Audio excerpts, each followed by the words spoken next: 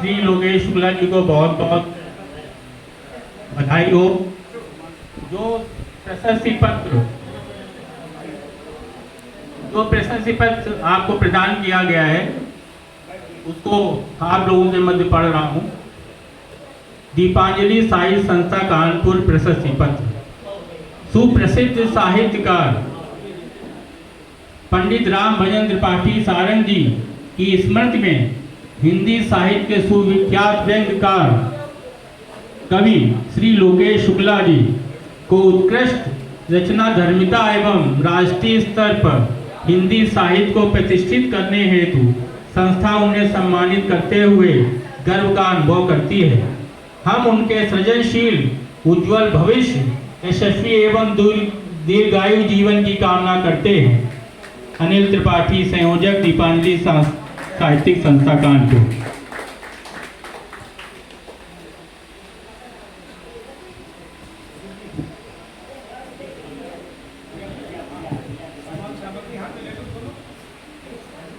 इसके बाद दूसरा सम्मान श्री श्रवण शुक्ल जी का है और मैंने आपसे आपके विषय में कुछ चीज़ें जानने की जिज्ञासा जाहिर की थी और बहुत संक्षिप्त परिचय के रूप में आपने हमको उपलब्ध कराया था। ये इनकी विनम्रता है, ये तो पहले दे ही नहीं रहे थे, ये कुछ भी बोल देना सब ठीक है।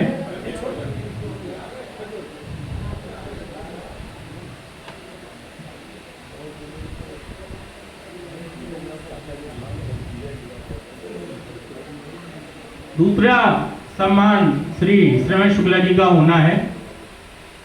श्री सुरेश अवस्थी जी, राघव आइए। ओम प्रकाश पाठक जी, श्री ओम प्रकाश पाठक जी।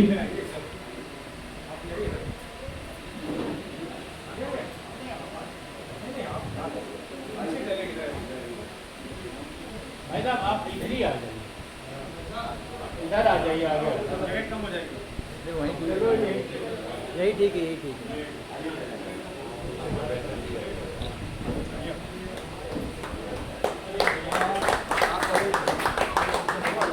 ये आपको सम्मान में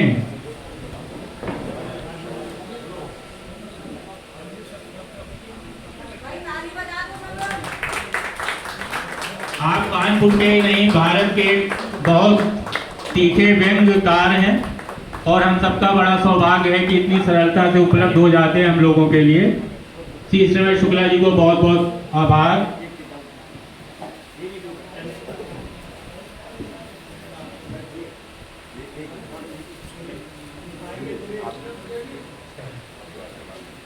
इसको जिसको फोटो लेना, दोनों लोग हैं, आप लोग फोटो ले सकते हैं।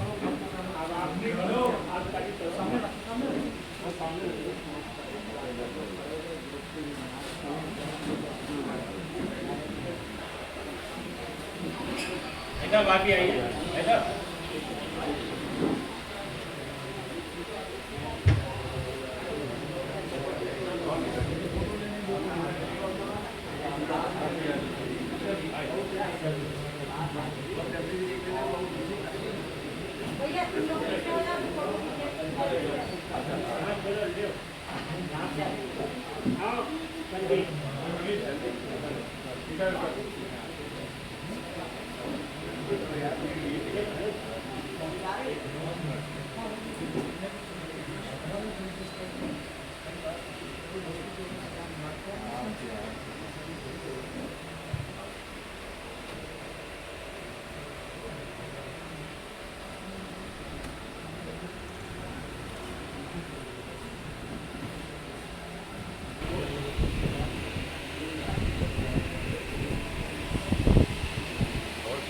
सब बढ़िया सर, आप सब लोग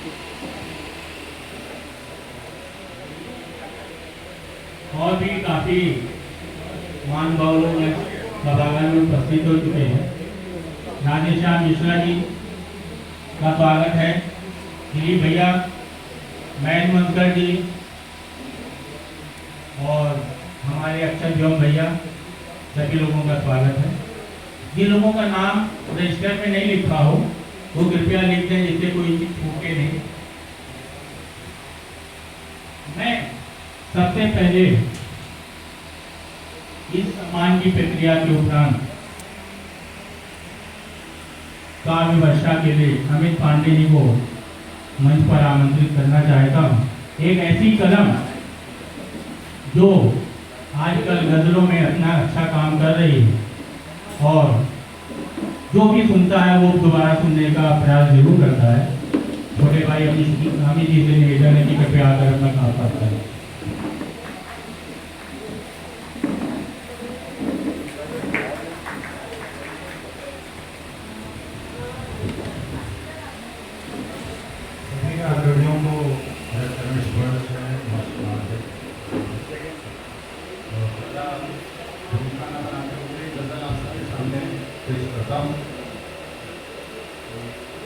सर पर इनाम रखकर फतवा निकाल पहले, लेकर के जान उसकी गुस्सा निकाल पहले। सर पर इनाम रखकर फतवा निकाल पहले, लेकर के जान उसकी गुस्सा निकाल पहले। कातिल तलाशा तूने उसका पुराना आशिक, कातिल तलाशा तूने उसका पुराना आशिक। कातिल के दिल से उसका हिस्सा निकाल पहले, कातिल तलाशा तूने उसका पुराना आशिक। कातिल के दिल से उसका हिस्सा निकाल पहले। कोई किसी के जैसा होता नहीं समझ लो, कोई किसी के जैसा होता नहीं समझ लो। होना यकीन तो खुद के जैसा निकाल पहले, कोई किसी के जैसा होता नहीं समझ लो। होना यकीन तो खुद के जैसा निकाल पहले।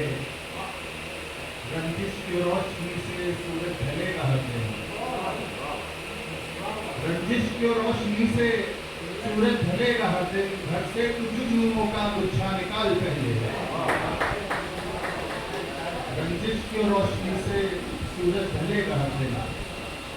घर से कुछ जुर्मों का गुच्छा निकाल पहले। जितनी भी आरज़ू है कर दरकिनार उनको, जितनी भी आरज़ू है कर दरकिनार उनको। कर लेना शौक घर का खर्चा निकाल पहले, जितनी भी आरज़ू है कर दरकिनार उनको। कर लेना शौक घर का खर्चा निकाल पहले। लटकी हुई है लाशें तफ्तीश में पड़े हो, लटकी हुई है लाशें तफ्तीश में पड़े हो। इनको उतार नीचे रस्सा निकाल पहले, लटकी हुई है लाशें तफ्तीश में पड़े हो। को उतार नीचे रस्सा निकाल पहले। कोई भी काम छोटा या फिर बड़ा नहीं है, कोई भी काम छोटा या फिर बड़ा नहीं है। पाना है कुछ तो दिल से दुनिया निकाल पहले। कोई भी काम छोटा या फिर बड़ा नहीं है। पाना है कुछ तो दिल से दुनिया निकाल पहले। लोगों की बात कर जब लोगों से राब्ता हो, लोगों की बात कर जब लोगों से राब्ता हो। अंदर से खुद के खुद को जिंदा निकाल पहले। और दो पंक्तियों के साथ ये बात खत्म करता हूँ कि मैं अपने वक्त को कुछ इस तरह बर्बाद करता हूँ, मैं अपने वक्त को कुछ इस तरह बर्बाद करता हूँ। मुझे क्या भूलना है ये मैं लिख कर याद करता हूँ। अभी 2-3 दिन पहले अनिल भैया ने मेरी मुलाकात हुई।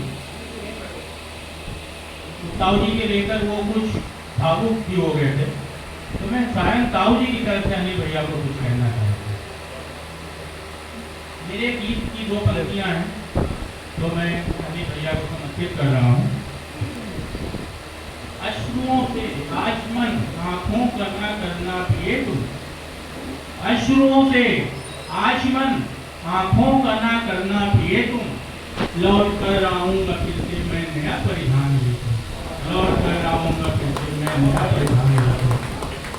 इसी के साथ मैं प्रारंभिक उद्बोधन के लिए श्री लोकेश शुक्ला जी को निमंत्रित करता हूँ कि आए और अपना प्रारंभिक उद्बोधन करें।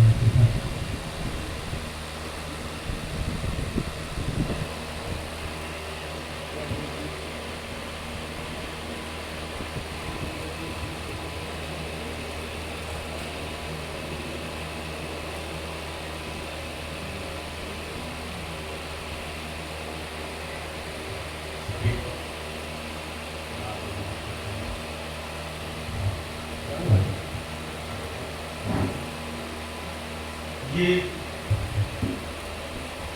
90 का दशक था और मैं एक संस्था चलाता था श्रृंगार संध्या, जिसमें हमारे साथ बहुत अच्छे गीतकार शतलर जी जुड़े हुए थे, मैं भी जुड़ा हुआ था। तो पहली दफा उन्होंने कहा कि एक आपको मैं ऐसी गोष्ठी में ले चल रहा हूँ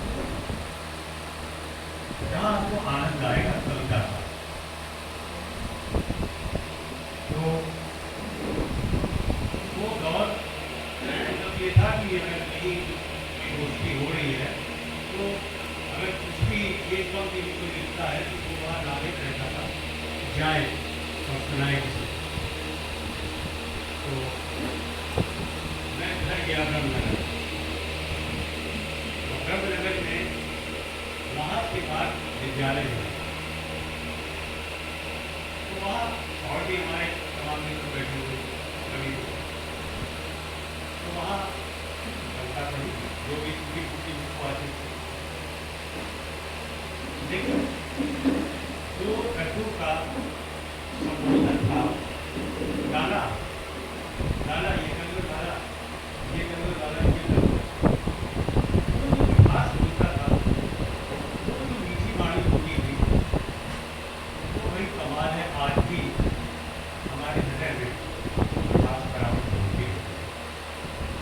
मैं तो ये कहता हूँ कि एक अगर हमारे बाबा कहा करते थे,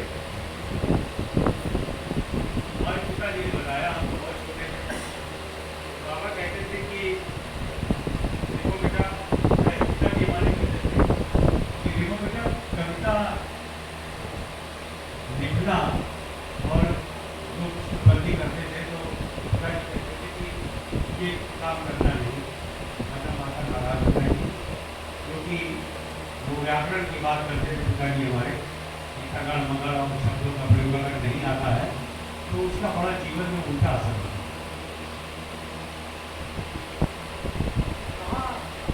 हमारे बाबा शिव तांडव का अनुवाद करके और वाराणसी में चौपटियाँ उनकी बढ़ती थी, पंडित सत्यनारायण शुक्ल नाम था बाबा।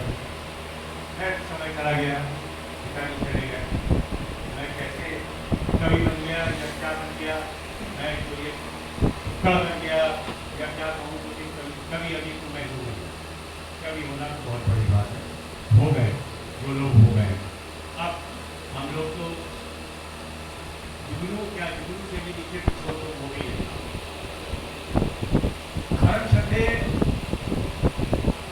आदरणीय सारण जदू जी नई कवियों के लिए बहुत बड़े प्रेरणा स्रोत हैं। वो कविता लिखने के साथ साथ कवि होने की सात्विकता को भी जीवन में निभाते थे।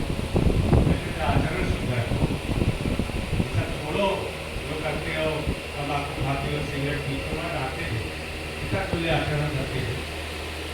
राष्ट्रपति से सम्मानित शिक्षाविद और मुक्तक सम्राट से लोकप्रिय हुए आदरणीय सारण जदू जी का छोटों के लिए लाला का संबोधन आज भी विस्तृत होता है। तब के समय में सच्ची और मौलिक कविताओं का मान होता था। एक कोई क्षण जरा सा गलत होते पत्रकार में नाम भूलना, बहुआ बैठ जाओ, गलत छंद पड़ रहे हो, तो हमारे जदू भी इन सब चीज़ों का बड़ा ध्यान रखते थे।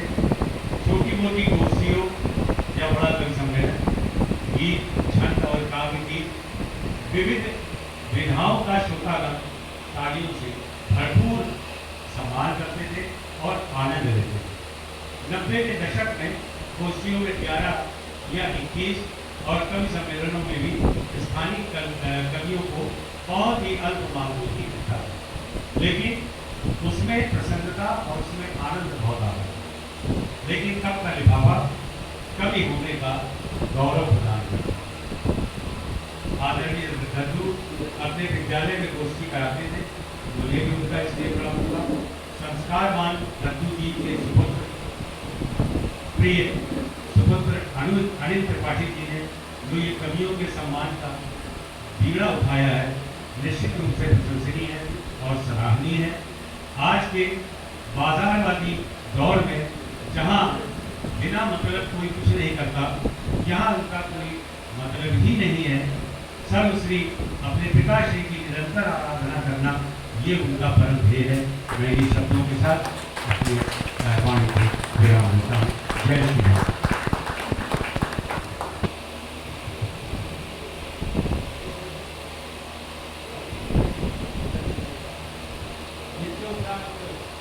मैं श्रीमान शुक्ला जी से निवेदन करना चाहूँगा कि वो भी 2-4 उदाहरण का उन्हीं जरूर करें।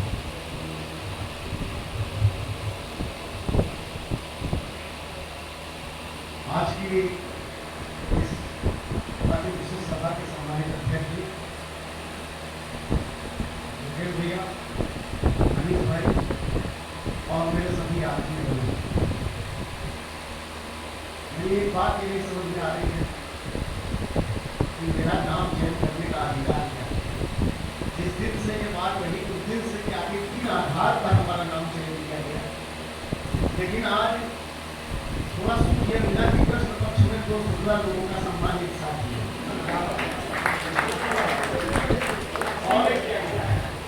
और मुझे कृष्ण पक्ष में और मुझे सौभाग्य ये भी मिला है कि एक बार कानपुर में एक सम्मेलन हुआ जिसके संयोजक थे पंडित ज्योति शंकर शुक्ला जी। फिर शिक्षा निकेतन में कार्यक्रम हुआ, उसमें जितने ग्रंथ थे वो सब शुक्ला थे और उसका संचालन हमने किया। तो आज मुझे रूटीन याद आ गया।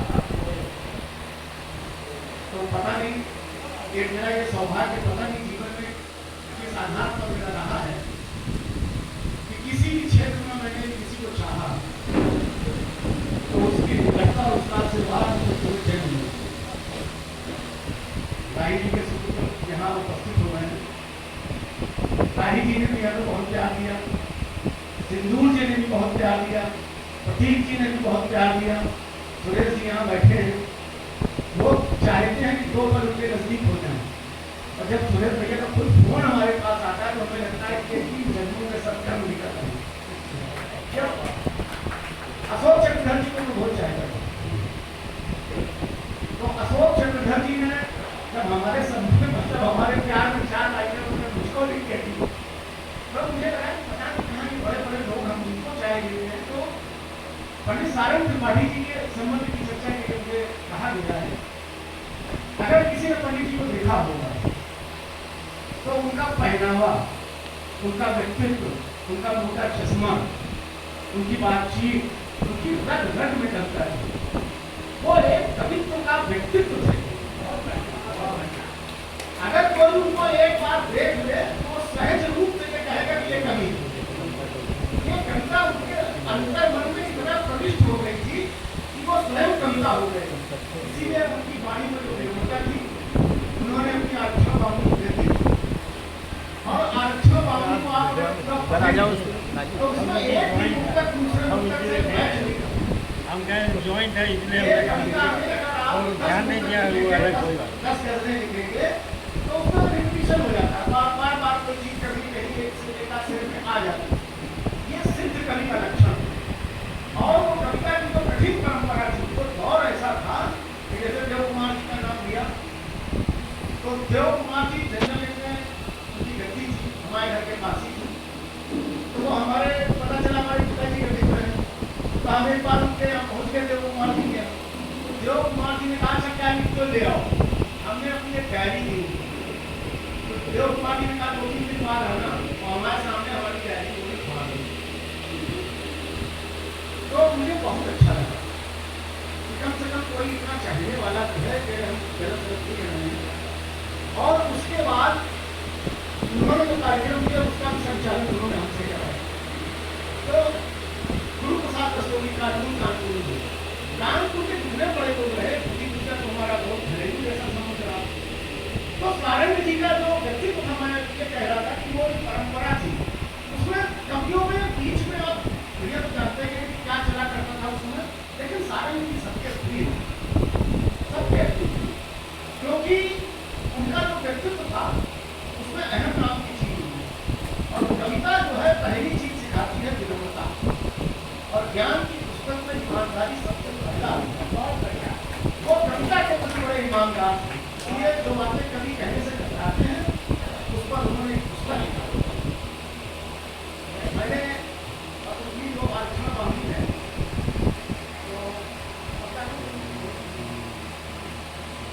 तो आज मेरा सौभाग्य ये रहा कि सारंग जी के साथ जो मेरा आत्मीयता और जुड़ाव था, तो आज उनकी नाम की छाया में पहले मुझे बैठने का सौभाग्य मिला है। मैं चाहता कि उनका आशीर्वाद भी हमें मिले, और ये जितने बड़े लोग हैं जिनके साथ हम बैठते हैं उठते हैं, और मेरा तो शुरू से ये मानना रहा है हमेशा भैया मेरे कि बड़े बड़े जो लोग हैं इनके साथ आप बैठिए तो आपको साथ वक्त बहुत कम समय में मिल जाता है। अब गुरु कुमार जी के पास बैठे, गुरु कुमार जी ने मुझे भी होता था, तो नीरज जी ने अपना वो शेर सुनी किया।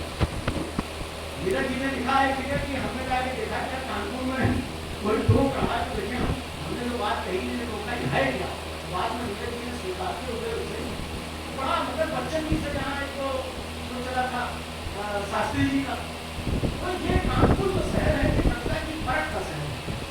तो यहाँ कोई मतलब अब तो दौर दूसरा आ गया, जो समय था कोई ऐसे कभी नहीं हो जाता। उस समय सब कवियों के बीच में लोकप्रिय थे, और कविता के लिए तो पूरा जीवन उन्होंने समर्पित कर दिया। राष्ट्रीय आत्मा कार्यक्रम उन्होंने इतने साल चलाया, इतने लोगों का सम्मान किया, और उसी का परिणाम यह है कि हम सबको सम्मान करते करते हमें यहाँ पहुँचा दिया। उनके चरणों में सबसे नमन को प्रणाम, इस वक्त उनका आशीर्वाद हमें ध्यान देने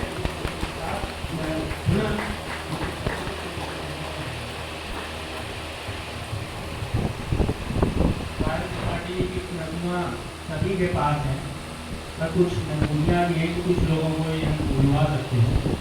मैं राजा राम सरस्वती विद्यालय के पूर्व प्राचार्य श्री डी आर गुप्ता जी से निवेदन करना चाहूँगा आकर गुप्ता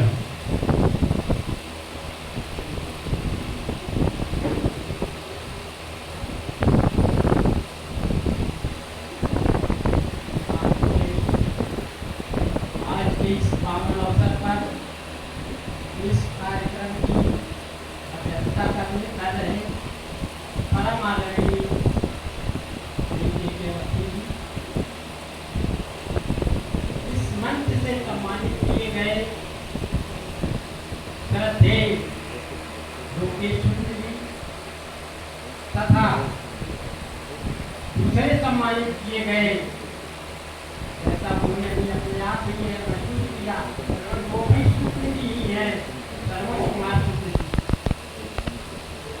तो महान पुरुषों को यहाँ सम्मानित किया गया, ये अन्य त्रिपाठी की तरफ से एक सराहनीय कदम है और एक अच्छा प्रयास है।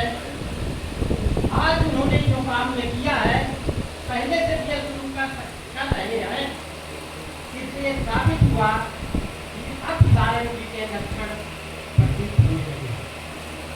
बहुत ही सराहनीय कार्य करना शुरू कर दिए हैं, और आज का कार्य उसकी ये पुष्टि करता है। उनकी जितनी भी सराहना की जाए, इसमें उनके पुत्र राघव त्रिपाठी का भी बहुत सहयोग है। राघव मन से लग करके इनके साथ रहता है, इनको प्रेरित करता है, और आज का ये ऐसा समय है कि कानपुर की महान विभूतियां यहाँ पर उपस्थित है अनिल त्रिपाठी के किनारे। आज सारंग जी के बारे में मेरा संपर्क उनका हुआ जब मैं स्टूडेंट था। मैं विद्यार्थी था, राजा राम सरस्वती विद्यालय में प्राचार्य थे। मेरा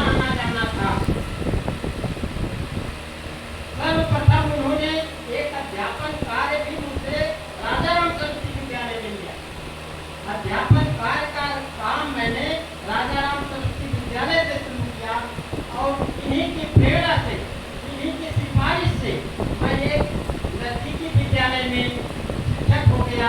उनके कहने पर ये रविंद्र विद्या मंदिर संगीत सिनेमा और बाद में उनकी कृपा से, हमारे परिश्रम से राजा राम संस्कृत विद्यालय का भी प्राचार्य बना। ये जो प्रेरणा मुझे मिली थी, ये पंडित सारू त्रिपाठी से मुझे प्रेरणा मिली थी। शिक्षा जगत में अगर कोई सलाह देने वाला मुझे था तो सारू त्रिपाठी। प्रेरणा थी जिससे मैं शिक्षक बना। जब मैं मिला था उस समय मैं कुछ भी नहीं।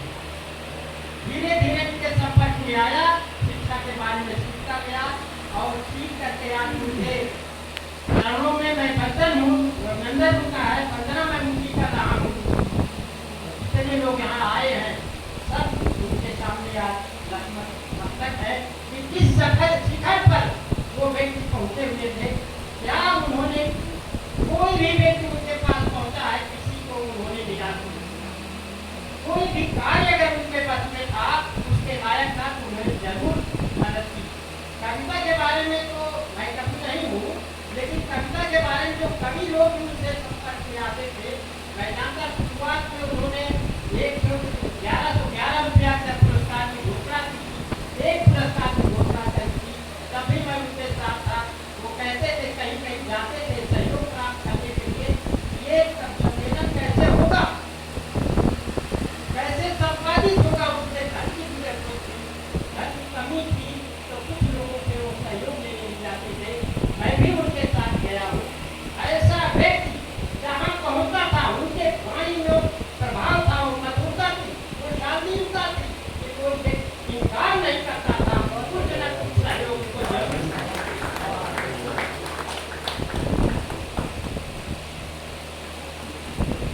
समय कम है, इसलिए मैं उनको भाव से भी करता हूँ और उनकी आत्मा जहाँ पर होगी आज वो देख रही होगी कि हमारे साथी वाले हमारे बारे में कैसा सम्मान हमारा कर रहे हैं। वो उन्होंने वो वृक्ष लगाया है, वो जो वृक्ष लगाया है, आज वो वृक्ष बन गया है। आज ऐसे लोग होते हैं जो समाज में कुछ ऐसा कर जाते हैं, परिवार में कुछ ऐसा कर जाते हैं, राष्ट्र के हित में कर जाते हैं, देश के हित में कर जाते हैं, ऐसा ही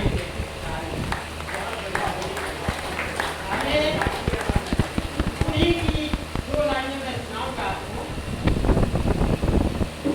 आदमी तो वक्त की बख्शीश है, आदमी तो वक्त की बख्शीश है। कोई 19 कोई 21 है, कोई 19 कोई 21 है। आज विपदा आदमियत की शरण, शीश देकर ही मिलाया, शीश देकर ही मिलाया। शिक्षक थे, शिक्षकों के बारे में उन्होंने एक रचना लिखी।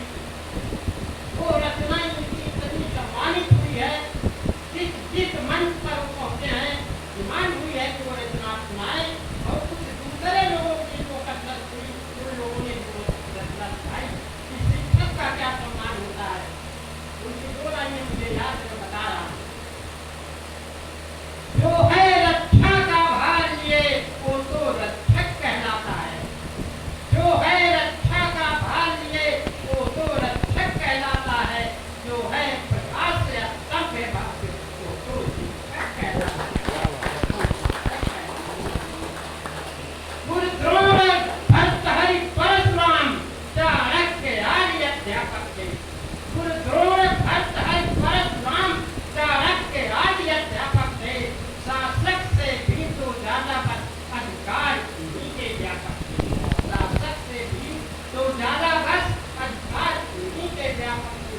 शासक को सीमित सीमा में ही अपना मान कराता है, शासक को सीमित सीमा में ही अपना मान कराता है, पर जो सचमुच ही शिक्षक है वो जग में पूछा जाता है, जग में पूछा जाता है।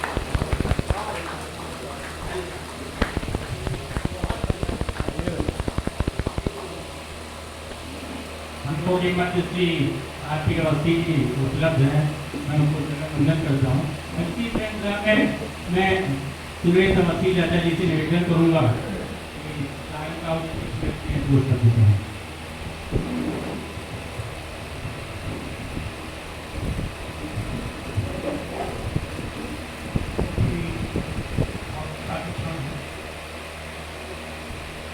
सबसे पहले माँ शारदा की शरण में नमन करता हूँ और ये कहकर नमन करता हूँ कि मुस्कुराती जिंदगानी चाहिए, सब चाहते हैं मुस्कुराती जिंदगानी चाहिए, जिंदगानी में भी रवानी चाहिए, सारी दुनिया अपनी हो जाती है, बस एक माँ की मेहरबानी चाहिए।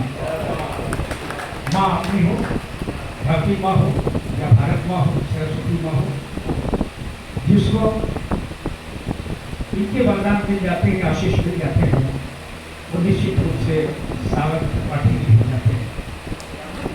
माँ सरस्वती का उन्हें आशीर्वाद है, बहुत सारे संस्मरण उनके साथ के हैं और ऐसे संस्मरण हैं जो कहीं न कहीं प्रेरणा देते हैं। जुझारू व्यक्तित्व के थे, कविता को जीते थे, मनुष्यता को जीते थे और कोई भी अगर उनके पास आता था तो वो निराश होके नहीं जाता था। एक विद्यालय में आप बैठे हुए हैं, सीढ़ियां चढ़ते ऊपर छत पर दिव्य पथिकात्यम और देश के वो नामचीन कवियों का सम्मान, रचनाकारों का सम्मान लगातार कई वर्षों तक चला पाना इतना आसान काम नहीं। ये पंडित सारंग त्रिपाठी जी का ही बल था, उनका व्यवहार था, उनके प्रयास थे जो लगातार वो चलाते रहे। आरक्षण बाउंडी की बात आई तो उस समय देश बहुत विचलित था, बड़े बड़े आंदोलन चल रहे थे।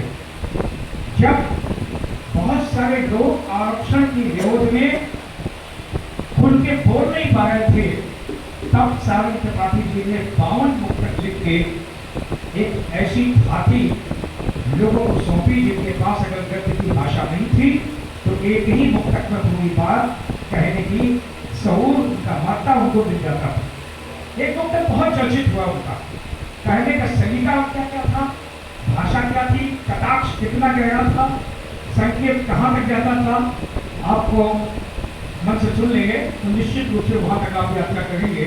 उनका एक मुक्तक बहुत चर्चित हुआ कि पीड़ित को आरक्षण है कि वो बाज बन सके,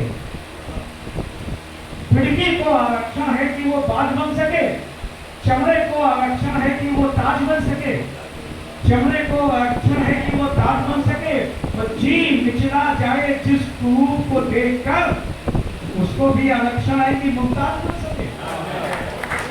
मैंने इन मुक्तकों को सारंग जी को कई समय में पढ़ते हुए देखा है और जब 5,000, 2,500, 4,000 की भीड़ में आगे से लोग ताली बजाते हुए खड़े होते तो पूरी भीड़ ताली बजाने के लिए खड़ी हो जाती थी। तो निश्चित मानिए मैं अपने आप को भी धन्य समझता था कि सारंग जी का आशीर्वाद निरंतर हमें मिल रहा है। और दूसरा जो मुझे गर्व होता था वो ये गर्व होता था कि कानपुर की मिट्टी, कानपुर का पानी, कानपुर का तेवर इन मुक्तकों से दुनिया के कितने भागों में पहुंच रहा है। ये थे सारंग त्रिपाठी, एक बहुत छोटा सा संस्मरण उनके शुभ चिंतना का, उनकी चेतना का समर्पण का सुना के मैं अपनी वाणी को विराम दूंगा। 1990-91 की बात थी, एक जगह है खैर, वहाँ एक सम्मेलन गुरुसराय के चंद्रेश बर्दिया थे, उन्होंने रखा था और सारंग जी को बुलाया था, मुझे बुलाया था। सारंग जी ने सहमति इसी बात पर दी थी कि सूर्य जी आ गए तो हम साथ में आ गए। हम लोग गए, पूंछ जो जगह है झांसी से पहले, वहां से एक सड़क कटती है जो खैर की तरफ जाती है, लेकिन रास्ते में एक नदी पड़ती है। देखो उस नदी पे नावें चलती थी और उसके आगे जाके उस घाट पे उस पार जाके बस मिलती थी जो खैर तक ले जाती थी। नावें 5 बजे के बाद में नहीं चलती। हम लोग निकले, पूंछ में बस से उतरे, पुल से वहां तक नदी के घाट तक जाने का साधन जल्दी जल्दी नहीं मिला तो हम लोग निराश थे कि कैसे पहुंचेंगे। तो एक हाथ डाले का ट्रक जिसके ऊपर गरुड़ लदे हुए थे, सारंग जी ने इशारा करके रोका, उससे बात की, वो तैयार हो गया। उसने हमें नदी के पास में छोड़ा। हम लोग एक झोला हम लटकाए हुए थे, एक कंधे पे झोला सारंग जी का। नदी के घाट पर पहुंच के खड़े हुए, लेकिन नाव जा चुकी थी अंतिम। अब फिर हम लोग बहुत निराशा भाव में खड़े थे। सारंग जी ने कहा क्या किया जाए। मैंने पूछा दादा क्या करें। बोले दादा जाना तो चाहिए, क्योंकि हम लोग नहीं पहुंचेंगे तो कुछ न कुछ सर्कल पे प्रभाव पड़ेगा और जो वचनबद्धता है वो समाप्त हो गई और कई समय के प्रति जो हमारा समर्पण है वो कहीं न कहीं उसमें आएगा। और तब इतने साधन तो थे नहीं कि बोलवाल उठाओ और बता दो कि भैया यहाँ ऐसे खड़े हैं। बहुत निराशा के भाव में खड़े थे। ये बहुत नहीम सहीम पर्सनालिटी का ये सज्जन भगवा वस्त्र धारण किए हुए बड़े बड़े बाल बाबा जी वहाँ पीछे से आए। आप लोगों की चिंता था, हम लोगों ने उन्हें प्रणाम किया। शायद उन्होंने समझ लिया था नदी के पार जाना चाहते हो जी, उनकी नाव चली गई है, कैसे जाएं। तो उन्होंने नदी में पाँव रखा और आगे बढ़े पीछे। अब हम लोग संकोच में कैसे जाए पीछे, तो हम लोगों ने बाबा जी को फिर प्रणाम किया। सारंग जी ने हमारी तरफ देखा, मैंने सारंग जी की तरफ देखा। और मैं क्योंकि आज मैं बहुत छोटा था तो मुझे तो डर लग रहा था। उन्होंने तुरंत अपनी धोती को ऊपर चढ़ाया। हमने अपने चौड़ी मोड़ी वाले पैंट को यहाँ पे चढ़ाया, दोनों छोले हमने लटकाए और उन साधु संजय के पीछे पीछे हम लोगों ने छपाछप चलना शुरू किया। पता नहीं उन साधु सज्जन को कौन सा रास्ता पता था, यूं यूं यूं करके वो नदी के पार लेके गए। हम जब पार पहुंचे तो बस खड़ी हुई थी, लेकिन स्टार्ट थी। उसका कंडक्टर हाथ में वो जो डंडा होता पकड़े हुए बस के पावदान पे खड़ा था। हम लोगों ने इशारा किया तो उसने कहा ये बहुत तेजी से हम लोग उसी मुद्रा में जिस तरह से थे उसी मुद्रा में जाके बस में बैठे और फिर जाके हम लोगों ने वहाँ का सदन सुना और का किया। सारंग जी के रचना पाठ का वहाँ जो हमने बयान देखा, आज तक मैं वो वंचित होता हूँ। लौटते वक्त मैंने सारंग जी से श्रद्धे से पूछा कि इतना खतरा देखे हम लोग गए, अगर वो साधु चिंपी से हम पर हम लोग हमला करके नदी के बीच डूब लेता या और कोई बात हो जाती दादा तो कैसा होता। बोला नहीं, एक बात हमेशा ध्यान रखिए, जिस काम की प्रतिबद्धता है उसे पूरा करने में अपने सारे उपाय पूरी सामर्थ्य लगा दीजिए, ईश्वर आपके साथ होगा। लेकिन यदि अपने सामर्थ्य से बच के आप चलते हैं तो ईश्वर आपके साथ नहीं होगा। इसलिए वहाँ पहुँचने की हजारों दोस्तों का वहाँ बैठे थे, वो कहीं न कहीं निराश होते और निराश होते तो हम लोगों को शाप देते। और जब लेखनी को शाप लगता है तो ये मान के चलिए अच्छी रचनाएं नहीं आती हैं। मैं उनके श्री चरणों में प्रणाम करते हुए से इतना कहता हूँ कि वो खास से भी खास में भी खास कहते हैं। एक बात मैंने पहले भी कही थी, आगे से एक सेकंड में कहना चाहता हूँ। मैं रचनाकारों को अवस्थी जी से कभी श्रद्धांजलि नहीं देता। क्यों नहीं देता हूँ?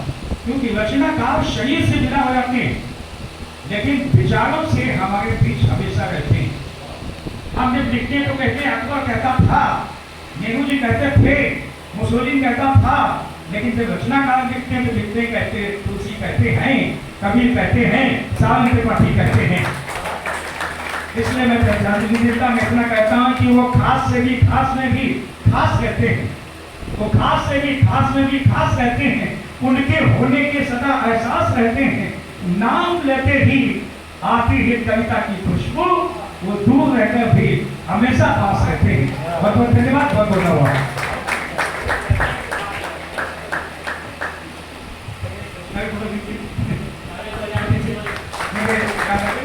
आरक्षण आंदोलन में सारंग जी की आरक्षण पाने से प्रभावित होकर मैंने एक व्यंग्य लिखा था, चर्चा में आया, कहीं कहीं पढ़ने में लगता था। एक बात तो ये वो मैंने यहाँ सुरेश थाने के 15 में पढ़ा तो पुलिस वालों ने मुझे बेटी सहित अपनी मोटरसाइकिल पर बैठा दिए, बस में आके छोड़ा। लेकिन मैं स्वीकार करता हूँ त्रिपाठी जी के सोच से प्रभावित होकर लिखा मैंने था कि आरक्षण विरोधी भीड़ पर पुलिस ने गोली चलाई अब सुनना कि आरक्षण विरोधी भीड़ पे पुलिस ने गोली चलाई, एक गोली सनसनाती हुई धीरे से दूर खड़े तमाशबीन युवक के पास आई। गोली ने युवक की छाती को सूंघा, युवक कपकपाया, गोली मुस्कुराई, युवक कपकपाया, गोली मुस्कुराई और गोली गोली पुकारे मारे बेटे कपकपाता है, मैंने तुझे सुन के पहचान लिया है कि तू आरक्षण के कोटे में आता है। मैंने तुझे सुन के पहचान लिया तो आरक्षण के कोटे में आता है। मैं तो तेरे उन भाइयों के जो सुख सुविधाओं के पीछे पड़े हैं उन भाइयों के ऊपर चलाई गई हूँ, उनके लिए लाई गई हूँ। जा यहाँ से जा और आरक्षण के पिछले दरवाजे से कहीं भी घुस जा, अपने जीवन को स्वर्ग बना, अपने जीवन को स्वर्ग बना। इतना सुन के गोली धीरे से मिली और आरक्षण विरोध में नारे लगाते हुए दीवार की छाती में जाके धस गई। गोली खा के जमीन गिरते गिरते वो युवक 2-3 गोलियां और खा गया और गिरते गिरते तुरंत गिर के जमीन पे आ गया। पहली गोली के पड़ते ही उसने अपने फर्स्ट क्लास डिग्रियों को आसमान में उड़ते हुए निहारा।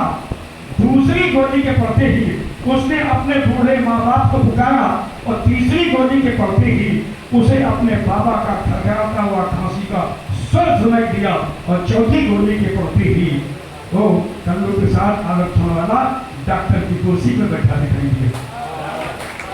लेकिन प्राइम मिनिस्टर थी, लेकिन मैं शपथ लेकर कह सकता हूँ कि इस रचना के प्रेरणास्रोत सभ्य राम भजन पार्टी सागर जी थे, जिसने मुझे उस दौरान में कर समय उन्होंने बहुत तालियां दी, बहुत मान सम्मान दिया और कई जगह हमने इसको लेके खाते भी उठाए।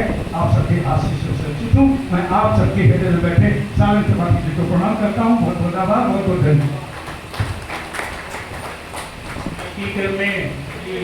अखिल भारतीय स्तर के कवि गीतकार श्री राधेश्याम मिश्रा जी से निवेदन करूंगा कि वो आकर अपना बोधन कीजिए और एक रचना देखिए। श्री राधेश्याम मिश्रा।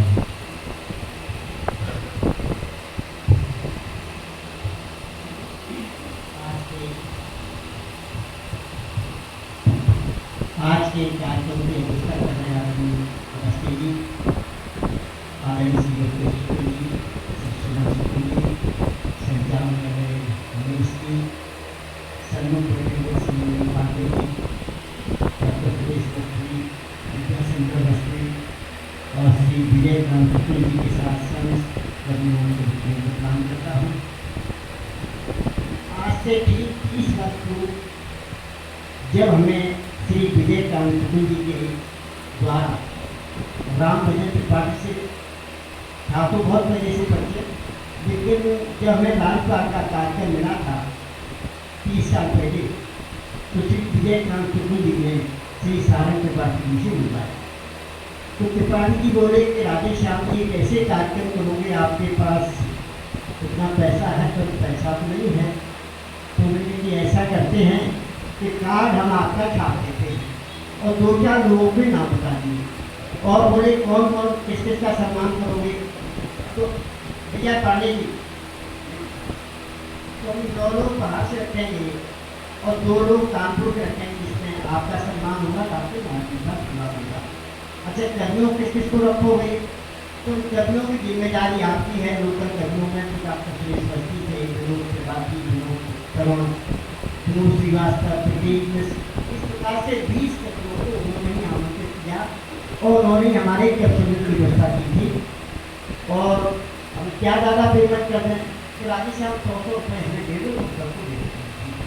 तो 20-25 कर्मी लोगों के थे, उनको 100 रुपये। आज से 30 साल पहले 20 नवंबर 1995 को हमारा कार्यक्रम हुआ था, महामहिम नाश्ता द्वारा आदरणीय सारंग त्रिपाठी के सम्मान। एक बात हम आज इनका सम्मान भाषण शुक्ल जी का आज से ठीक 40 वर्ष पूर्व जयपुर में 20 चांदी का कार्यक्रम था।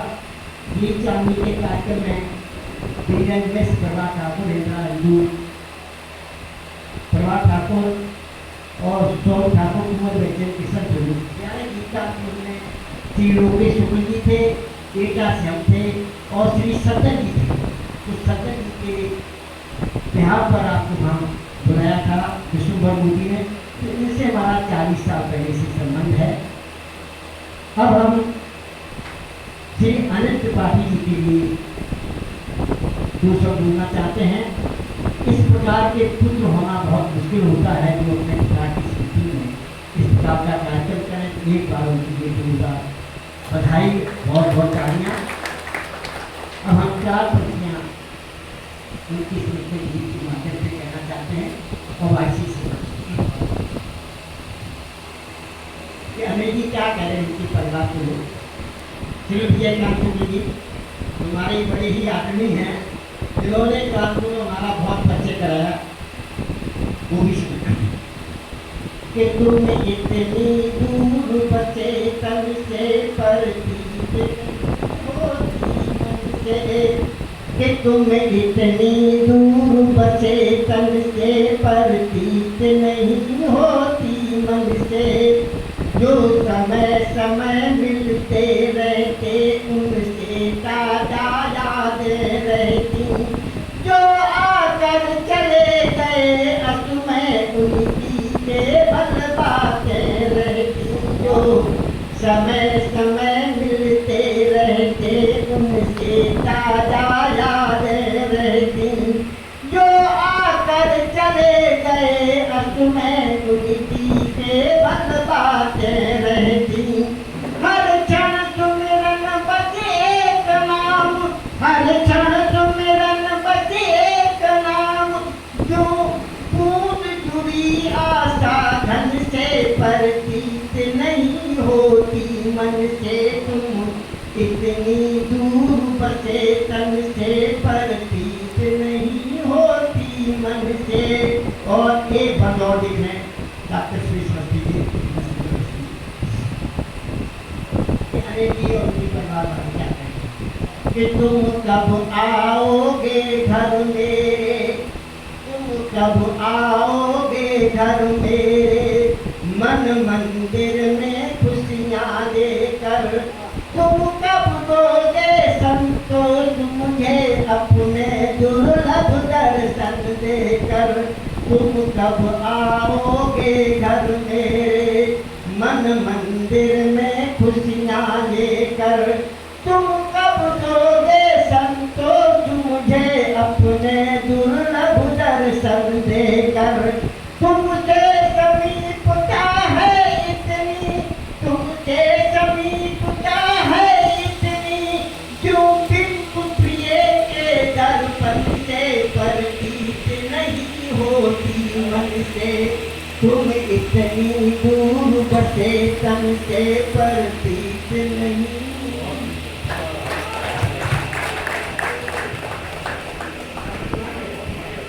इस कृतियों की श्रृंखला यहीं पे समाप्त करते हैं।